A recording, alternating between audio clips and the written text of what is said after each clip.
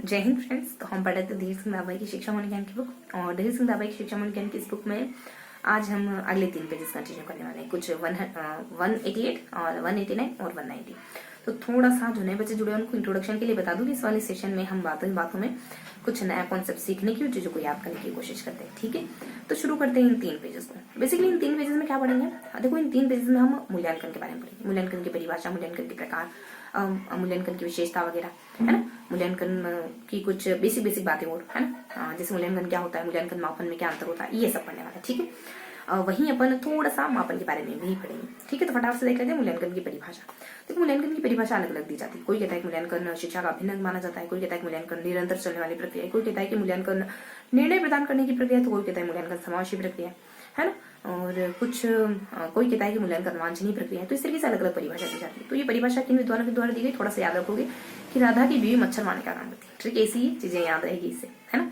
तो कुछ गेस कहते हैं, रोमर्सन गेस कहते हैं कि वांछनीय प्रक्रिया है, और डांडेकर कहते हैं कि निश्चित उद्देश्यों की प्राप्ति की सीमा तक ये बताने वाली प्रक्रिया है। और बी से ब्लूम कहते हैं कि प्रभावशाली, यानी शिक्षा के उद्देश्य कितने प्रभावशाली ये बताने की प्रक्रिया है। प्रभावशाली शब्द आएगा, इतना ध्यान रखो। और फिर अपने वी से अपने वेस्ले कहते हैं समावेशी प्रक्रिया। के को थोड़ा सा हाइड करके ध्यान रखोगे, मतलब डेश करके, मतलब इसको साइलेंट करके। ट्रिक में ये साइलेंट है थोड़ा सा, ठीक है। तो इसको ध्यान रखोगे कि कोठारी कहते हैं कि एक अभिन्न अंग है ना। तो राधा की बीवी मच्छर, है ना, तो साइलेंट हो जाएगा। और एम से कुछ मुफात कहते हैं निरंतर चलने वाली प्रक्रिया। और इसके बाद कुछ एक अपने ऐसे आ जाएगा स्टोन और स्टार। स्टार कहते हैं कुछ प्राविधिक पद की प्रक्रिया है ना। और स्टार कहते हैं बेसिकली कि ये निर्णय लेने की प्रक्रिया है। तो इस तरीके से परिभाषा थोड़ा ध्यान रखोगे। ठीक है, देखो, स्टार आपने निर्णय ले लिया कि जाओगे तो 5 स्टार में होना जाओगे, है ना। 5 स्टार होटल में जाओगे। वहीं स्टोन अपने पाँव पे खुद ही पत्थर मार लेना, कुल्हाड़ी मारते ना तो पत्थर मार लेना, है ना। तो प्राविधिक पद यानी पाँव। वहीं ब्लूम कहते हैं प्रभावशाली। मान लो ब्लू कलर सबको बहुत ज्यादा प्रभावित करता है। वहीं कठोर और अंग, कोठारी ने क्या कहा, अंग का। तो इतनी एक्सरसाइज करी कि इसके सारे अंग बहुत ज्यादा हार्ड हो गए, कठोर हो गए। वहीं कुछ वेस्ले कहते हैं, वैसे तो इसके व्यक्तित्व में सारे गुणों का समावेश है, बस ये बात नहीं होती ना तो और ज्यादा अच्छा होता, ये अवगुण नहीं होता। तो समावेशी प्रक्रिया कहा वेस्ले ने। ठीक है, हाँ देखो, थोड़ा सा लाइटिंग की दिक्कत है, जानती हूँ थोड़ा सा, है ना। तो ठीक है, कंटिन्यू करते हैं। तो इस तरीके से हमने कुछ इस तरीके से हम कुछ बेसिक इन्फॉर्मेशन लेते हैं, है ना। और इसके बाद क्या देखते हैं, देखो हमको 3 बार रिवाइज करना है, फटाफट से पढ़ते हैं। तो ये हमने कुछ मूल्यांकन की परिभाषा देख ली, मोटा मोटी इस तरीके से ध्यान रखोगे। अब थोड़ा सा अपन देख लेते हैं मूल्यांकन की परिभाषाओं के अलावा मापन मूल्यांकन में क्या अंतर होता है। देखो, मूल्यांकन एक ब्रॉड एस्पेक्ट है और ये सतत चलता है, ये मापन के बाद ही हो सकता है ना। तो इस तरीके से कुछ बेसिक इन्फॉर्मेशन है और ये अंतर है बेसिकली। और थोड़ा सा बेसिक से जानकारी ले तो मूल्यांकन क्या होता है, जब आप मापन कर लेते हो और उसके बाद आप किसी निष्कर्ष पर पहुंचते हो तो वही मूल्यांकन होता है। किसी की बुद्धि लब्धि मापी 70 निकली, 70 से आपने निष्कर्ष निकाला कि मंदबुद्धि बच्चा है, पढ़ने में बहुत ज्यादा अच्छा परफॉर्म नहीं करेगा, है ना, तो कुछ और काम करो, तो ये है मूल्यांकन। और इसके अलावा ये कुछ बेसिक इंट्रोडक्शन बता रही। मूल्यांकन के उद्देश्य क्या होते हैं, अगर सिलेबस, अगर आपकी पाठ्यपुस्तक बहुत ज्यादा टफ है तो उसको चेंज करो और विधियों को चेंज करो। और मतलब टीचर को अवेयर करता है कि उसके पढ़ाने में कहाँ दिक्कत रही, बच्चों को अवेयर करता है कि उसने कितना गेन कर लिया, कितना गेन करना बाकी है। तो ये मूल्यांकन के उद्देश्य होते हैं। ठीक है, तो बेसिक इन्फॉर्मेशन। परिभाषा तो थोड़ी सी टेक्निकल है, इस वजह से उनको याद रखने की जरूरत है। बाकी जो चीजें समझने की कॉन्सेप्चुअल लेवल की उनको सिर्फ समझेंगे। मूल्यांकन मापन में अंतर, मूल्यांकन की परिभाषा, मतलब कॉन्सेप्ट लेवल पे मूल्यांकन क्या होता है और मूल्यांकन के उद्देश्य वगैरह। ठीक है, इसके अलावा मूल्यांकन एक प्रकार कितने हो जाते हैं, और मूल्यांकन कुछ एक मूल्यांकन की विशेषता वगैरह और मूल्यांकन की प्रक्रिया भी देखेंगे। ठीक है, तो देखो, मूल्यांकन की प्रक्रिया में 3 पहलू होते हैं, उद्देश्य वगैरह, उद्देश्य, अनुभव और मूल्यांकन, है ना। आपने उद्देश्य डिसाइड करे, आप ये पढ़ाओगे, फिर आप कक्षा में पढ़ाने चले गए हो और लास्ट में उसका टेस्ट ले लिया। ठीक है, तो ये 3 स्टेप होते हैं, ये 3 स्तर होते हैं मूल्यांकन की प्रक्रिया के, 3 चरण होते हैं। अब जो सेकंड चरण होता है ना, उसमें कुछ 1-2 स्तर और शामिल होते हैं, जैसे विषय वस्तु का चयन करना और किस क्रिया कैसे पढ़ाओगे उसका, मतलब मेथड का भी चयन करना। ये पढ़ाने वाला स्टेप है, तो यहाँ पे आप क्या पढ़ाओगे और कैसे पढ़ाओगे ये चयन करते हो। ठीक है, और यही प्रोसेस ये जो मैंने आपको 3 स्टेप वाली प्रोसेस बताई ना, यही प्रोसेस एनसीईआरटी के कॉन्सेप्ट ऑफ इवोल्यूशन बुक है, उसमें भी गिवन। तो ये अपनी प्रक्रिया हो जाती है। वहीं मूल्यांकन की कुछ विशेषताएं जानती हो आप, विश्वसनीयता, वैधता, वस्तुनिष्ठता, व्यापकता, मितव्ययिता, व्यवहारिकता, ये सारी मूल्यांकन की विशेषता होती है। वैधता, जिस चीज के लिए मूल्यांकन, जिस चीज को मापने के लिए मूल्यांकन किया जा रहा है उसका भली भांति मापन होना चाहिए। आप भिन्न को मापने के लिए करें तो ऐसा नहीं कि प्रायिकता का टेस्ट हो रहा है, नहीं, प्रायिकता के क्वेश्चन ही पूछने। विश्वसनीयता, बार बार अगर आप टेस्ट को पीछे करें तो नंबर वो के वो आने चाहिए, ये है विश्वसनीयता। ठीक है, इस तरीके से अपन जानकर, इस तरीके से कुछ बेसिक बातें पता करते हैं। इसके अलावा मूल्यांकन 2 तरीके का होता है, परिणामात्मक, गुणात्मक, ध्यान रखोगे। परिणामात्मक में जो भी लिखित परीक्षाएं, मौखिक परीक्षाएं, प्रायोगिक परीक्षाएं, ये तीनों चीजें शामिल थी।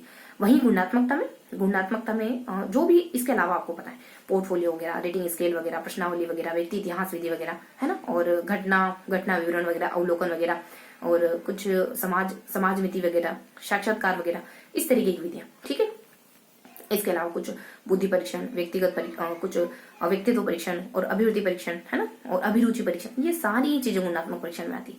ठीक है, इसके बाद गुणात्मकता का मूल्यांकन का नेचर कैसा होता है? देखो, ये व्यापक होता है, कंटिन्यूअस होता है, शिक्षण के उद्देश्यों पर बेस्ड होता है, चाइल्ड सेंटर्ड होता है। इसकी गुण क्या हो सकते हैं, मतलब विशेषताएं तो हमने जान ली, और भी अगर जानने की कोशिश करें तो ये सूचना या इन्फॉर्मेटिव होता है, सूचना देता है हमको, और ये हमको निर्णय लेने में मदद करता है बच्चे के बारे में। तो ये सारी कुछ बेसिक है। थोड़ा सा और देखो, मूल्यांकन के टूल क्या क्या हो सकते हैं। मूल्यांकन करने में आपको क्या चीजें हेल्प करेगी? परीक्षाएं हेल्प करेगी। बच्चे के बारे में जानने में कौन मदद करेगा? परीक्षाएं मदद करेगी। कोई आलेख वगैरह मेंटेन कर रखा बच्चे के बारे में तो वो मदद करेगा। या फिर आप खुद प्रक्षेपी तरीके से बच्चे के बारे में बता सकते हो। प्रक्षेपी तरीके जो बच्चे के उच्चतम मन के बारे में बताते हैं, और मतलब शब्दों को पूरा करना, वाक्य पूर्ति वगैरह, और कुछ शाही दब्बों को दिखा, मतलब शाही दब्बा परीक्षण है, TAT है ना, ये सारी चीजें बच्चों के अवचेतन मन के बारे में पता करने में मदद करती है। तो ये टूल हो गए, परीक्षाएं लेना, कोई आलेख वगैरह देख लेना, बाकी अप्रक्षेपित तरीके से खुद जान लेना। एक होता है निरीक्षण, आपने निरीक्षण करा और फिर फिलअप करा, बच्चा ऐसा है, अब बच्चा ऐसा है, आपने देखा और मेंटेन करा। जिसे समाज विधि में करते हैं, जैसे कि कुछ एक और अपने कुछ समाज नीति वगैरह हो जाती है, और इस तरीके की विधि है जिसमें आप बच्चे को देख करके और डाटा मेंटेन करके। ठीक है, तो ये मैंने आपको मूल्यांकन के बारे में सारी इन्फॉर्मेशन बता दी। अब थोड़ा सा मापन के बारे में देखोगे। देखो, मापन क्या होता है? मात्रा, गुण, संख्या, इनको मेंटेन करना मापन होता है ना। मान लो किसी मोटे ताजे व्यक्ति को देख के कहा आपने कि ये 70 kg होगा, है ना, तो ये क्या बताया आपने? उसके पूरे शरीर को आपने 70 kg में समेट के रख दिया। तो ये क्या है? मापन। और इसके साथ साथ मापन को स्टीवेंस कहते हैं कि अंक प्रदान करने की प्रक्रिया। मापन के 4 तरीके होते हैं। एक तो हो जाता है अनुपात, अंतराल, क्रमिक और शाब्दिक, है ना। अनुपात को ध्यान रखोगे, मान लो इसके 70% है। अंतराल को ध्यान रखोगे, इसके परसेंटेज अमुक से 20% ज्यादा है ना। क्रम ध्यान रखोगे, इस वजह से उससे ज्यादा अच्छा है, ये क्रम हो गया। अगला ध्यान रखोगे शाब्दिक, ये बच्चा अच्छा पढ़ता है, 70% अच्छा पढ़ता है। तो ये 4 प्रकार हो जाते हैं मापन के। ठीक है, वही बस इतना इनफ है मापन के बारे में। मापन के कुछ उद्देश्य, मापन के कुछ कार्य होते हैं, जैसे मापन से आप बच्चों को क्लासिफाई कर पाते हो, ये 70% वाले, ये 80% वाले, ये 90% वाले। ठीक, तो ये था हमारा आज का पूरा सेशन, जिसमें हमने कुछ मूल्यांकन के बारे में पढ़ा, तो कुछ मापन के बारे में कवर करा। ठीक है, तो बस वैसे तो अपन 5 बार दोहराते हैं। ठीक है, तो थोड़ा सा मैं बता दूं हमने क्या पढ़ा, पूरा नहीं, बहुत ब्रीफली। ठीक है, तो हम कुछ मूल्यांकन के बारे में पढ़ते हैं, कुछ मापन के बारे में पढ़ते हैं। मूल्यांकन में सारा कुछ हमने जाना, जो भी मूल्यांकन के बारे में जो भी पहलू हो सकते, परिभाषा, प्रकार, प्रक्रिया, है ना, इसकी विशेषताएं वगैरह, है ना, और इसमें और मापन में क्या अंतर हो जाता है, और कुछ इसके गुण वगैरह, बहुत सारे पहलुओं को कवर करा। वही मापन की तो सिर्फ परिभाषा वगैरह देखी। तो क्या पढ़ा हमने? ये अपना सेकंड टाइप डिवीजन हो गया। हमने क्या पढ़ा? हमने मूल्यांकन को कवर करा, हमने मापन को कवर करा। मूल्यांकन मापन। और मूल्यांकन मापन में हम क्या जानते हैं? बहुत ही बेसिक लास्ट बार थोड़ा सा मैं बता देती हूँ आपको कि मूल्यांकन के कौन कौन से पहलू को हमने कवर करा। ठीक है, तो फर्स्ट ऑफ ऑल हम मूल्यांकन की परिभाषा को कवर करते हैं। मूल्यांकन मापन में क्या अंतर है, मूल्यांकन की बेसिक, मतलब मूल्यांकन का अर्थ क्या होता है बेसिकली, ये जानते हैं। मूल्यांकन के उद्देश्यों को जानते हैं। वहीं अपन नेक्स्टली थोड़ा सा, मतलब नेक्स्ट अपन देखते हैं। देखो चलो कुछ बता रही थी, स्किप रखते हैं समय। चलो आगे अपन देख रहे थे कुछ मूल्यांकन की विशेषताएं वगैरह, और मूल्यांकन की प्रक्रिया वगैरह, मूल्यांकन के प्रकार वगैरह, है ना, परिणाम गुणात्मक। इस तरीके से हमने मूल्यांकन के 5 से 7 बिंदु कवर करे। वहीं मापन में तो सिर्फ प्रकार और एक आधी परिभाषा और कुछ मापन क्यों किया जाता है, वर्गीकरण करने के लिए, इस तरीके से थोड़ा सा। ठीक है, तो ये था हमारा आज का पूरा सेशन, जिसमें हमने मापन और मूल्यांकन को बेहतरीन तरीके से समझने की कोशिश करी, जो भी इन 3 पेजेस में गिवन था। ठीक है, फिर भी आप एक बार बुक पढ़ेंगे तो चीजें बहुत अच्छे से क्लियर हो जाएगी। ठीक है, इस वजह से मैं आपको डिस्क्रिप्शन बॉक्स में लिंक प्रोवाइड करा दूंगी। एक बार जरूर टेलीग्राम चैनल पर विजिट करिएगा, आपको ये बुक मिल जाएगी। इन 3 पेज को एक बार रीड करेंगे, चीजें बेहतरीन तरीके से आ जाएगी। ठीक है, तो फिर मिलते हैं अगले सेशन में। आज का सेशन यहीं एंड करते हैं। इसी तरीके से बस हंसते मुस्कुराते हुए पढ़ते रहिएगा। मिलते हैं अगले सेशन में। जय हिंद।